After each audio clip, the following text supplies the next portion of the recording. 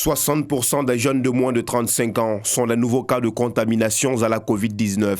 Cela s'explique par les festivités de fin d'année, les concerts d'artistes et musiciens et les soirées dans les nightclubs tenues dans l'ignorance des mesures barrières à la Covid-19.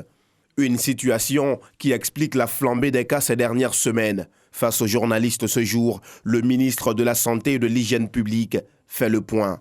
À la date du 7 janvier 2021, la Côte d'Ivoire dénombre 23 173 cas confirmés de Covid-19 et 138 décès, soit 0,6% de taux de létalité. Le nombre total de guéris est de 22 301, soit 97% de taux de guérison.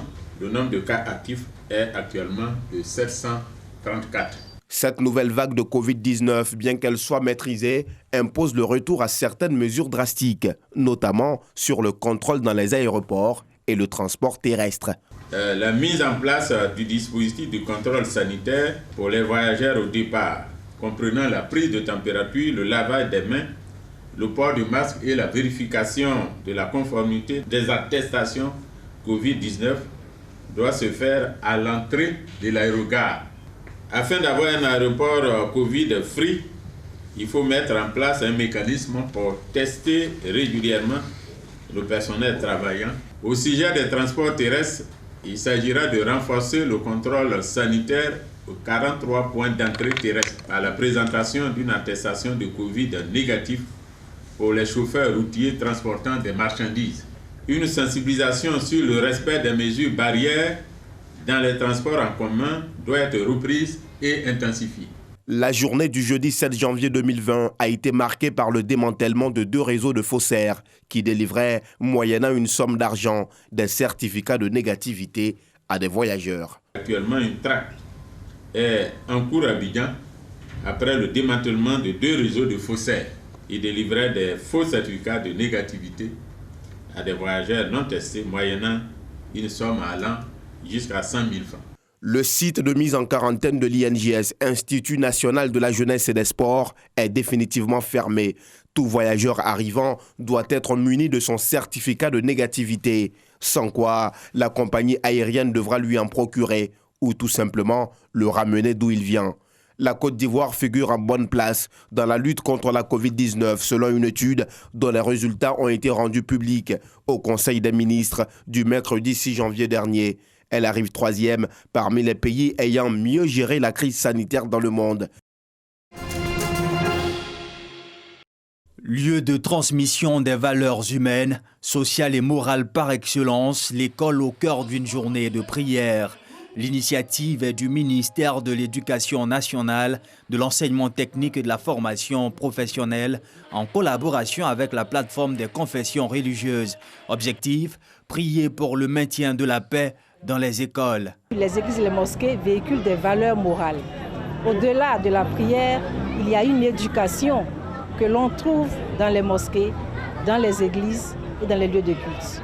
Et nous voulons que tous les habitants du pays puissent communier ensemble, puissent rassembler les valeurs afin que les enfants puissent s'en inspirer et puis grandir harmonieusement et travailler dans un pays de paix. Pour cette journée, 3 lieux de culte ont été visités. L'église évangélique La Grâce du Salut, la paroisse Saint-Étienne et la grande mosquée dans la commune de Koumassi. Au menu, des offrandes, des moments de louange, d'adoration et surtout des prières et des enseignements. Parce que ces moments permettent de soumettre les enfants à une longue et mûre réflexion sur la nature et les conditions humaines, les hommes de Dieu ont salué l'initiative et invoqué la grâce du Seigneur, d'Allah. Il faut qu'on puisse aider nos enfants à prendre conscience de leur vie. Et les religions sont là pour pouvoir les amener à réfléchir sur leur vie et à s'engager comme il se doit. Que les enfants continuent à travailler, qu'ils sortent de leur école, parce que l'école évidemment n'est qu'un passage, et qu'ils entrent évidemment dans la vie active. C'est cette bénédiction que l'imam a faite. Présents aux différentes étapes de cette journée, les élèves venus de quelques établissements secondaires de la commune ont pris l'engagement de promouvoir la paix. Aujourd'hui, nous sommes là pour prendre l'engagement, pour parler de paix, dans nos classes, dans nos écoles, pour ne pas qu'il y ait de violence. J'ai remarqué que dans les écoles, il se manifeste que la violence. Et venir prier, c'est bon pour les écoles, pour que tout change dans les écoles. La parole de Dieu, un chemin de paix et de réconciliation pour les acteurs et élèves en milieu scolaire, est le thème choisi pour cette édition qui s'est déroulée dans les églises, les temples et les mosquées de toutes les directions régionales et départementales de l'éducation nationale, de l'enseignement technique et de la formation professionnelle.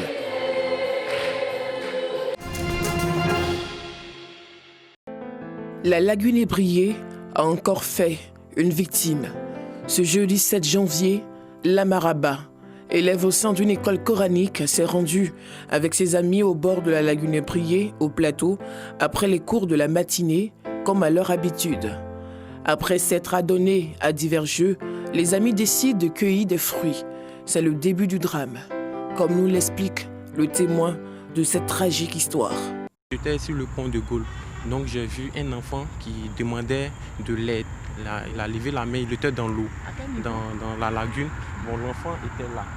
Et il y avait un frère, un de ses amis, qui l'aidait à sortir de l'eau.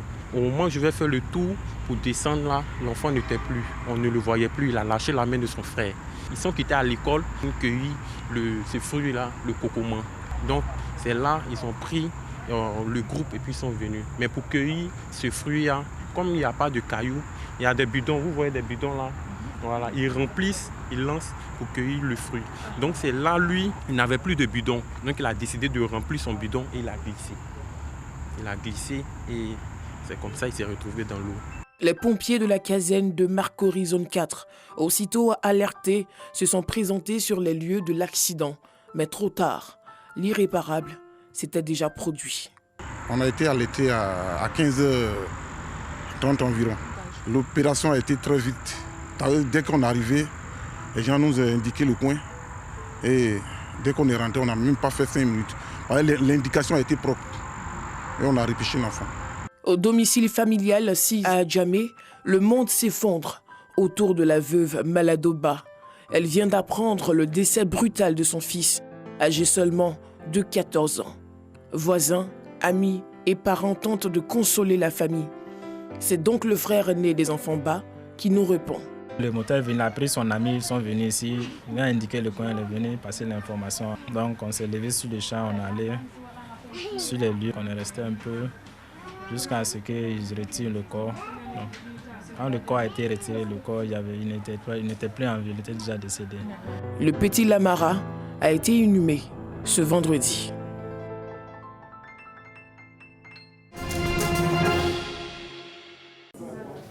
Par ce geste, la secrétaire générale du Comité national olympique remet officiellement les bourses olympiques et autres aides financières aux athlètes de différentes fédérations. Au nombre de 8, ces athlètes de taekwondo, du judo, du tir à l'arc et d'aviron pourront désormais s'offrir une préparation efficace et efficiente pour les Jeux olympiques de Tokyo 2021. Et visiblement émus par cette marque d'attention, ces fleurons de leur discipline mesurent l'ampleur de la tâche qui leur incombe. En tant qu'athlète, ça représente beaucoup parce que ça prouve que le travail qu'on se tue à faire n'est pas mis à l'écart, au contraire, quand on considère notre travail. Donc c'est quelque chose qui nous va droit au cœur. Il faut dire merci au comité olympique parce que c'est un gros soutien qui va nous permettre de résoudre certaines factures pour continuer les compétitions pour la qualification des Jeux olympiques. On va tout donner, se donner corps et âme aux entraînements pour pouvoir être sur le plus haut podium aux Jeux olympiques. Au nom du général Palanfo, président du CNO Côte d'Ivoire, Naminata Fofana estime que le haut niveau requiert beaucoup pour parvenir à ses fins. On ne peut pas atteindre la haute performance si on ne s'entraîne pas tous les jours, parfois 2 fois par semaine. Donc ces athlètes-là qui s'entraînent ainsi et qui dépensent beaucoup d'énergie, c'est sûr qu'ils ont besoin d'apports. À l'image de Cissé Cheikh Salah et Gbagbirut, déjà bénéficié de ce soutien il y a 5 ans, les nouveaux récipiendaires auront l'opportunité de s'entraîner en toute quiétude dans le but de permettre à la Côte d'Ivoire de glaner des médailles olympiques